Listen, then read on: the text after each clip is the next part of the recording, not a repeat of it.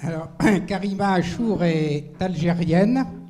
Elle a travaillé à l'hôpital Pompidou pendant 2 ans dans le service du professeur Riquet. Et elle est maintenant chirurgien thoracique au CHU d'Alger. Elle est membre de la Société française, du Collège français de chirurgie thoracique. Et elle a une particularité, c'est qu'elle a un mari qui est également chirurgien thoracique. Et quand je lui posais la question, mais quand vous opérez tous les deux, quel qui va chercher les enfants? Il m'a dit, mon mari, il traîne, il n'en finit plus, il est très long, il discute en opérant, donc je termine avant lui, je vais chercher les enfants et je laisse se débrouiller pour fermer. Voilà, donc je pense qu'elle va nous faire une très bonne communication. Je vous remercie. Je remercie l'Académie de m'inviter à présenter donc, sur les cancers éventuellement. Donc je vais passer donc, pour parler d'un sujet. Par contre, on se retrouve ça. P10. Okay.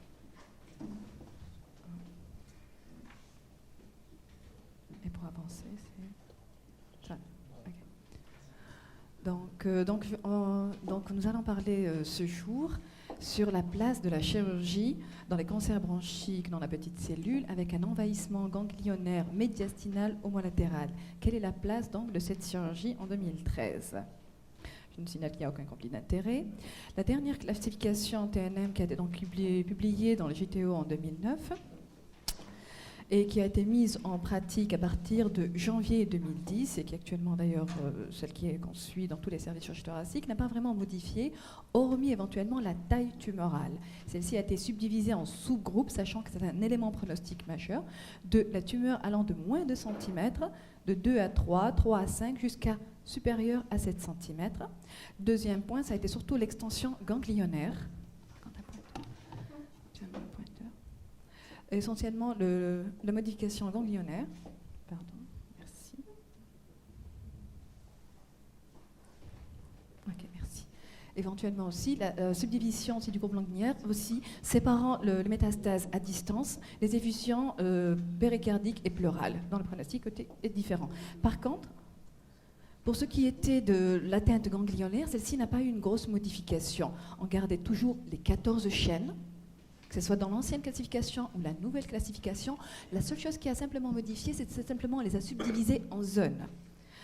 Il faut savoir donc que l'envahissement, les 4 dernières chaînes ganglionnaires correspondent au N1, à savoir l'envahissement des ganglions pulmonaires. Ces ganglions sont très souvent en péribronchie, commençant en hilaire, descendant jusqu'aux petites bronchioles. Normalement, c'est des ganglions que lorsqu'il y a un geste de résection, ils partent avec la pièce opératoire. Donc, va rester la deuxième partie, ce sont les N2, qui sont l'envahissement des ganglions médiastinaux ipsilatéraux, et les N3 lorsqu'ils sont en contralatéral. Les 9 chaînes donc, de ces ganglions médiastinaux vont être répartis en paratrachéal, sous la carène, en péri-aortique et artère pulmonaire et dans l'œsophage.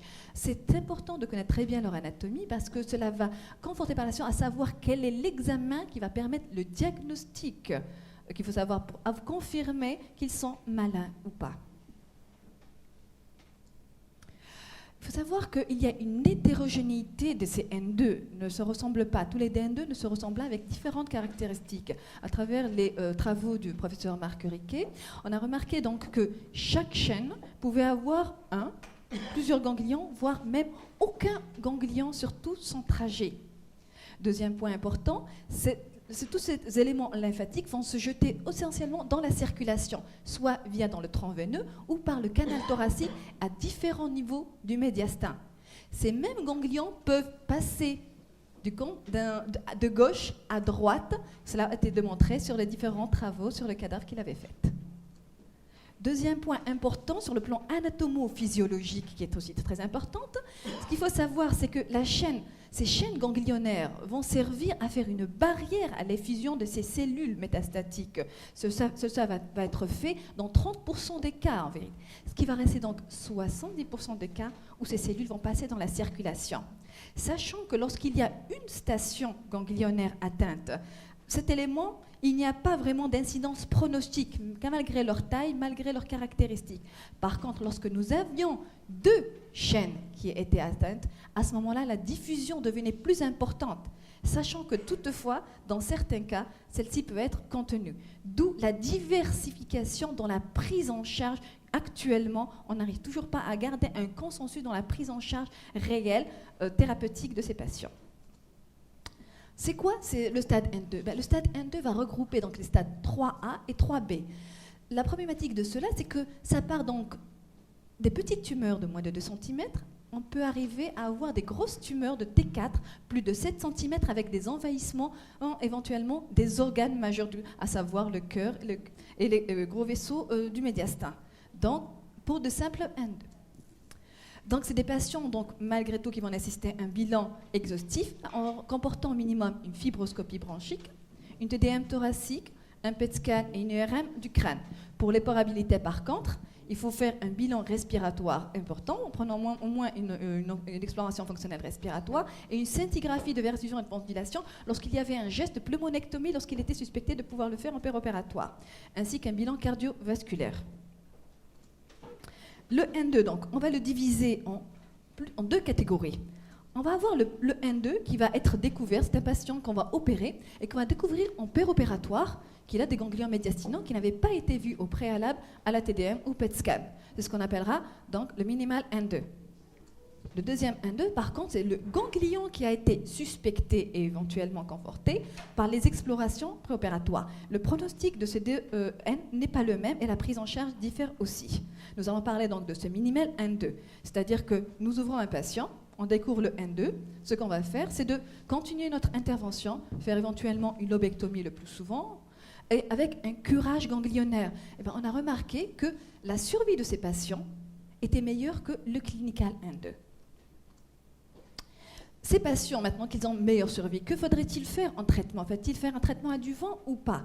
La plupart, une méta-analyse comportant plus de 2000 patients retrouvait que lorsqu'il y avait une chimiothérapie, on avait un bénéfice qui était relativement... Sachant bien sûr que ce bénéfice, on le perdait lorsqu'il y avait une pneumonectomie. Donc, préférer des chirurgies minimes à type de lobectomie. Ces résultats sont aussi retrouvés dans l'étude DIALT et le UBR10, où on retrouvait une survie qui était meilleure après chimiothérapie de plus de 11%. Le deuxième point qui est essentiel, fallait-il rajouter dans ce traitement après la chirurgie une radiothérapie ? Actuellement, il y avait très peu d'études dessus. Il faut savoir que dans les premières études qui avaient été faites en 1998, on étudiait de la radiothérapie au cobalt. Donc les résultats n'étaient pas excellents. À partir de cela, entre l'étude de 88 et 2002, on avait quand même de meilleurs résultats après avec association de radiothérapie. Et la dernière étude porte dans l'essai Anita, retrouvait un résultat encore qui était meilleur lorsqu'on associait chimio et radiothérapie par rapport à la radio et la chimiothérapie seule. Et actuellement, il y a des travaux sur le LongHeart, mais pour lesquels nous n'avons pas encore les résultats et qui pourraient peut-être encore nous donner de meilleurs, à savoir l'étude, éventuellement, l'utilisation de la radiothérapie en post-opératoire. Donc, les recommandations, lorsqu'on ouvrait le patient, qu'on retrouvait donc les N2, faire une chirurgie, lobectomie et curage, associée éventuellement à une chimiothérapie, celle-ci elle est recommandée, pour la radiothérapie, elle reste encore discutée. Le problème maintenant va se poser pour le clinical N2, c'est-à-dire que c'est des ganglions qui vont être suspectés en préopératoire. Soit ils sont des caractères cliniques, morphologiques qui sont petits, non fixants, avec sans rupture de capsule, qu'on appellera donc potentiellement résécables, ce sont les 3A, 3A, tandis que lorsqu'ils n'avaient pas ces caractéristiques, ça veut dire bulky et hyperfiction, à ce moment-là, ils devenaient des 3A, 4. Que faudrait-il faire devant ça? Le premier, il faut d'abord faire un staging initial. Confirmer carrément qu'ils sont d'abord néoplasiques et pouvoir retirer les facteurs pronostiques initiaux.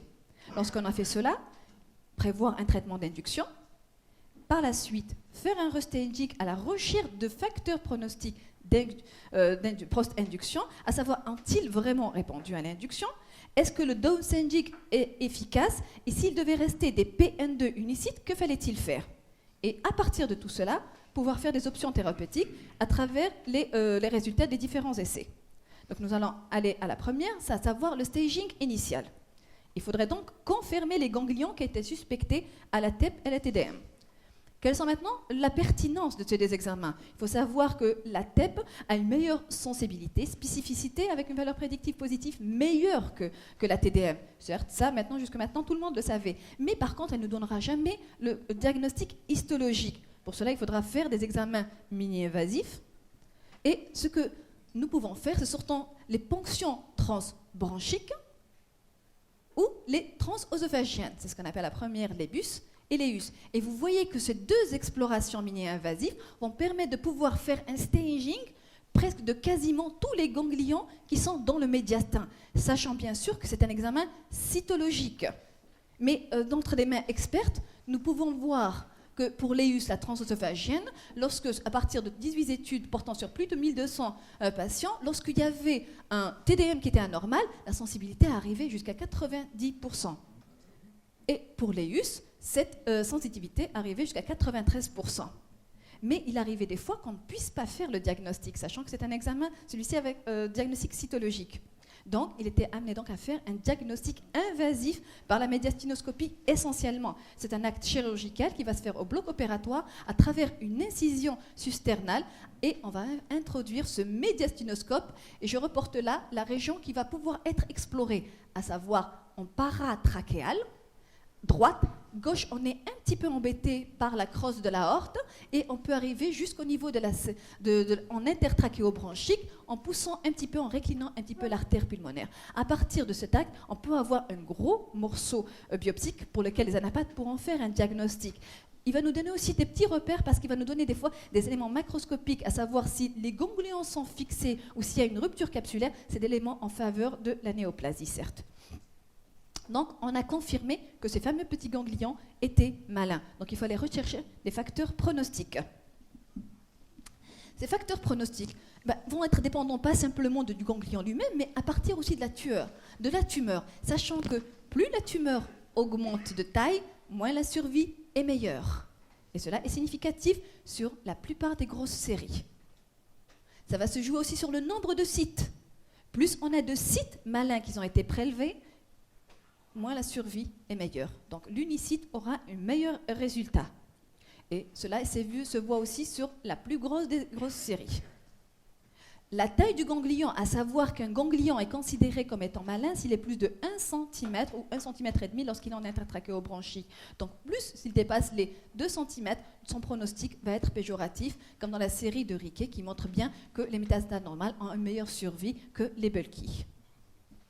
Le SUV max aussi des tumeurs, à travers une étude de Cerfolio qui place quand même le SUV médian à 14,2, plus la tumeur fixera, moins la survie sera meilleure. Donc à partir de là, nous avons confirmé que ces ganglions étaient malades et nous avons pu retirer les facteurs pronostiques. Donc ces patients vont bénéficier donc d'un traitement d'induction.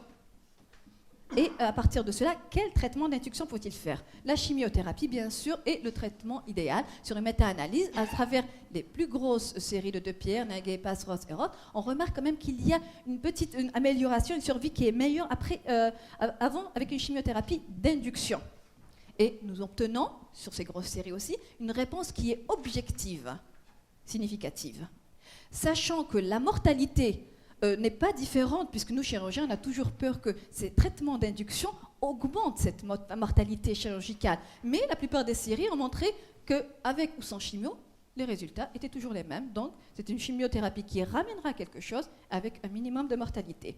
Par contre, faut-il ajouter la radiothérapie? C'est ça qui nous fait un petit peu peur, parce que cela risque, pour nous, on a toujours un petit peu le dogme d'augmenter, même si, parce que déjà les difficultés opératoires lorsqu'une personne qui a fait une radiothérapie ne sont pas les mêmes, sachant qu'on est devant des éléments vasculaires qui sont côte à côte, très adhérents, et pour lequel la radiothérapie risque d'augmenter la fibrose, donc avec un risque de morbimortalité non négligeable. Donc, il y avait cet essai randomisé du GLCCB, comportant plus de 500 patients, qui montre que la survie globale était sans différence, avec un downstaging quand même lorsque la patiente avait bénéficié d'une chimiothérapie, radiothérapie, sachant que par contre la mortalité est accrue. Elle arrivait à 8% pour les lobectomies contre 2% lorsqu'il n'y avait pas la radiothérapie, et de 14% contre 6%. C'est un peu. Et actuellement, il n'y a pas vraiment beaucoup de publications à savoir faut-il faire la radiothérapie associée à la chimiothérapie en induction. Actuellement, il y a un essai suisse, mais nous n'avons toujours pas encore les résultats qui sont en cours. Donc, nous avons donc diagnostiqué, facteur pronostic, on lui a fait son traitement d'induction, essentiellement éventuellement chimiothérapie. On va faire le restaging. Est-ce que cela a marché? Et par quelles explorations nous allons pouvoir le faire? Donc, il faut savoir, donc, il y a le répondeur TD1 par les critères RECIST, à savoir une diminution de plus de 30% du diamètre de la masse ou du ganglion éventuellement, qui montre donc que les résultats sont meilleurs des survies.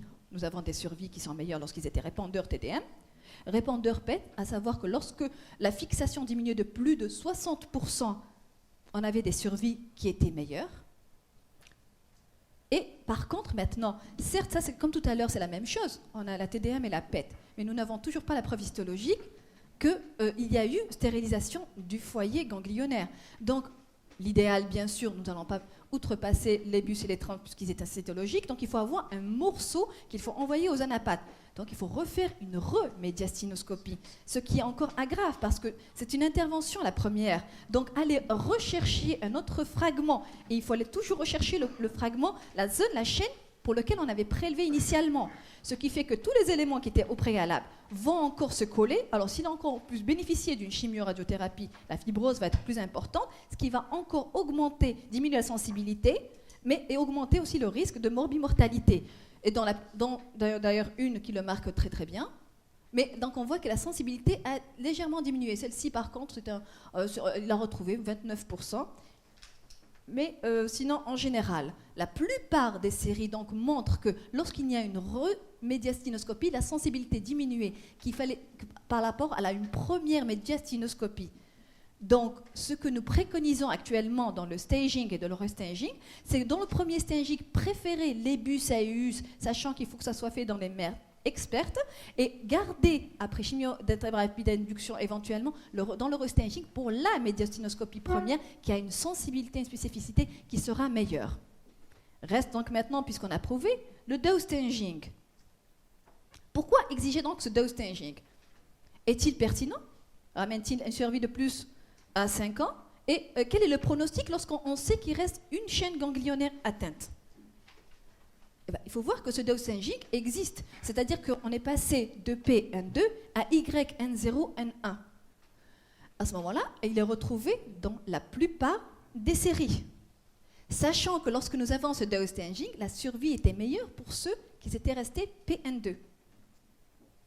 Par contre, même pour les P1,2, ceux qui étaient simplement unicites avaient certes aussi une meilleure survie que les P multistations, qui ceux-là par contre ne pourront plus bénéficier éventuellement d'un acte chirurgical. Donc après ce restaging, quelles sont les options thérapeutiques? Faut-il faire de la chirurgie? Faut-il faire de la radiochimiothérapie exclusive ou l'association des deux? À ce moment-là, il y aura plusieurs essais.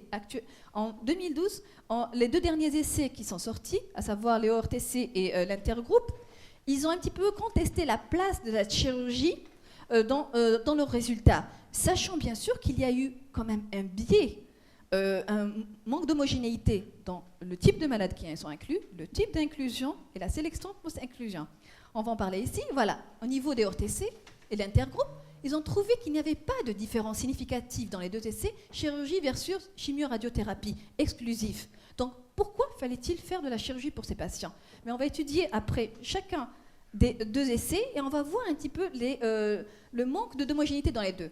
Dans le premier groupe, c'était des patients initialement non résécables et qui étaient répondeurs à une chimiothérapie. Mais par contre, c'est un essai qui a commencé certes en 1994, mais qui a été rédigé en 1999.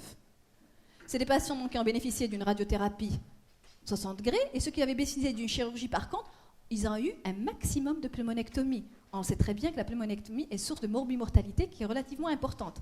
Dans le deuxième essai, par contre, ils ont pris par contre des patients qui, eux, étaient T3N2 résécables, dont 12% étaient des T3 et dont 76% étaient unicites, donc considérés par nous en tant que chirurgiens comme déjà résécables d'emblée. Ce n'est pas grave, ces patients ont bénéficié après une chimioradiothérapie, ils ont été considérés comme étant non progressants. Il y a eu 2 bras avec chimio-radiothérapie à 45 degrés, puis chirurgie, et le deuxième bras, chimio-radiothérapie à 61 degrés exclusif. Donc ici, on remarque que le résultat de la chimio-radio suivi de chirurgie était de 27%, l'autre de 20%, donc non significatif. Donc pourquoi opérer ces patients? Mais par contre, lorsqu'on prend le groupe de patients qui a bénéficié d'une lobectomie simple, on voit très bien que la survie était meilleure que la chimio-radiothérapie exclusive. Par contre, lorsqu'on prenait que le groupe pneumonectomie, cette survie diminuait même. Donc quand on assemble les deux, ça devient non significatif. Donc la synthèse à partir de ces deux grosses études, c'est qu'il y a certes un bénéfice, mais qui apparaît simplement en lobectomie et qui se perd en pneumonectomie. Par contre, elle ne répond pas aux autres questions, à savoir quels sont les N2 qu'il faut opérer, unistation ou non bulky. Quel est le type des réponses, les répondeurs ou les non-répondeurs? Et c'est pour ça qu'on va encore voir d'autres séries, d'autres essais. Voilà, une méta-analyse montrant donc qu'après une chimio-radiothérapie, mais quand même qui est assez élevée, de plus presque de 60 degrés, associée à une chirurgie, certes, on a un downstaging qui est significatif. Et dans l'étude de Surfolio qu'on va voir de manière séparée, on va remarquer qu'il prend aussi des patients qui sont N2 certes prouvés, mais qui sont en unistation. Et pour lequel, après une radiochimiothérapie, il y a eu certes 46% qui ont pu bénéficier par contre d'une thoracotomie, et dont 23%, ça a été stérilisé par cette chimio-radiothérapie. Et avec certes une survie qui est meilleure pour ceux qui n'en ont pas bénéficié. Il y a certains qui prennent par contre pour la chimio-radiothérapie exclusive à 60 degrés. Cet essai du RTGO va montrer donc qu'il y a une absence de progression dans 62%, mais par contre qu'il y a une progression dans les 66% qui vont rester. Cette radiothérapie, quand est-ce utilisée? Certes, plus la maladie est élevée, plus le taux de degrés qu'on va administrer est élevé, sachant qu'il ne faut pas trop augmenter de degrés, sinon ça va augmenter la surmortalité, ce qui va encore ne pas arranger les choses. Alors, dernièrement, dans le GTO, il y a eu donc une publication au sujet d'un sondage qu'ils ont fait au niveau des oncologues, pour les oncologues, lors d'un congrès qui s'est passé en 2007-2008. Ils ont posé deux questions. Alors, la première, c'était de savoir s'ils étaient devant un cancer, un petit cancer de 2 cm, avec une station ganglionnaire atteinte. Quelle est la conduite à tenir? Et par contre, s'ils devaient être confrontés à un patient qui présentait une tumeur de 4 cm multistation, que devaient-ils faire? Eh bien, sur ces 406 oncologues, voici leurs réponses qui ont été données. Vous voyez très bien la diversité de tout ce que là. La première partie, ils ont dit directement qu'ils allaient faire toute la panoplie, à savoir chimio, radiothérapie préopératoire, chirurgie, chimio et radiothérapie, pour initialement un cancer qui était résécable. Alors ici par contre, dans le premier, 50% ont dit chimio-radiothérapie exclusive, sachant que cela en amenait à un taux de survie à 0% de taux de survie à 5 ans si les patients ne pouvaient pas bénéficier de chirurgie après un downstaging. Donc c'est pour dire simplement que jusqu'à maintenant, puisque ça a été publié en 2012, il n'y a pas d'homogénéité de la prise en charge de ces fameux N2. Donc ce qu'on pourrait éventuellement dire, c'est que le contrôle local de la maladie, exclusivement lorsqu'il y a une chimio-radiothérapie, on a une rechute de 70%. Dans la même étude du RTOG. Par contre, la chirurgie seule, certes, elle a de meilleurs résultats, mais quand même, il y a un taux de 40%. Donc, faudrait-il associer chimio-radiothérapie avant la chirurgie? Ça, c'est après chirurgie, après downstaging. On se met d'accord. Il faut reprendre en compte les différents facteurs qu'on avait déjà étudiés, à savoir les facteurs pronostiques initiaux, les facteurs pronostiques post-induction, les facteurs, bien sûr, liés à l'acte chirurgical, à savoir s'il faut les faire une pneumonectomie ou une lobectomie, et bien sûr, l'âge de patient, et la possibilité qu'il y ait une irradiation qui risque d'aggraver encore l'acte chirurgical, surtout au niveau des pancostes et à côté des gros vaisseaux. Donc, on sait actuellement que le contrôle local après chirurgie est certes bien meilleur après chimiothérapie, et il faut considérer donc le risque opératoire, sachant que lorsqu'il y avait un faible risque, on préférait un faible risque, c'est à savoir une lobectomie au maximum pour ces patients, il faut préférer la chirurgie. Par contre, lorsque le risque était majeur, risque de pneumonectomie avec un âge avancé et des critères post-induction qui sont quand même assez importants, à ce moment-là, on le réservera à la chimio-radiothérapie exclusive. Ça, c'est un petit récapitulatif. C'est la place de la chirurgie qui a été faite par Grunenwald et qui a été modifiée à l'UIC en 2010, à savoir que pour ces fameux N2, lorsqu'ils étaient sur un T1, T3, préféraient la chirurgie, le minimal bien sûr, lorsqu'on les découvre en préopératoire. Par contre, les deux N2 qui sont découverts ici et ici en préopératoire et pour lequel celui-ci a bénéficié d'un downstaging, lorsqu'il est négatif, il restera dans la non-chirurgie. S'il redevient par contre avec de bons facteurs pronostiques, il reviendra dans ce stade, il bénéficiera d'une induction puis chirurgie. Donc, il faut savoir que la prise en charge de ces cancers donc, reste toujours actuellement, en 2013, elle reste toujours sujette à la discussion. La chirurgie se fait pratiquement toujours dans le cadre d'un traitement multimodal, mais par contre, elle reste en général l'élément qui va conférer à ce traitement une certaine efficacité. Et je vous remercie de votre attention. Alors, on va demander au professeur André Hassian de faire quelques remarques. Tiens. Comme vous avez vu, il est extrêmement difficile de faire une analyse de l'excellente présentation que vient de faire Madame Achour. Le problème est extrêmement complexe, il est débattu depuis des années, on ne l'a pas encore résolu. Alors vous avez tous les éléments pour apprécier les travaux qui sont faits, et malgré tout, on ne sait pas très bien quoi faire. On commence par faire une induction de chimiothérapie, et puis après on voit quelle est l'atteinte des ganglions, s'ils sont multiples, s'ils sont en haut ou en bas, etc. Ce que je voulais vous demander simplement, c'est quel est le pourcentage de N2 que vous opérez à Alger et quels sont vos résultats actuels? Alors actuellement, c'est vrai qu'on opère beaucoup de patients N2, c'est-à-dire que c'est des patients très souvent qui nous arrivent à un stade avancé. Nous aussi, on a un problème aussi avec les oncologues qui font très souvent mainmise, on va dire. Quand déjà ils voient le ganglion, ils ont la preuve histologique. Qui ont déjà la preuve histologique, c'est vrai qu'ils se l'approprient directement, sachant même s'il est unicite ou multisite.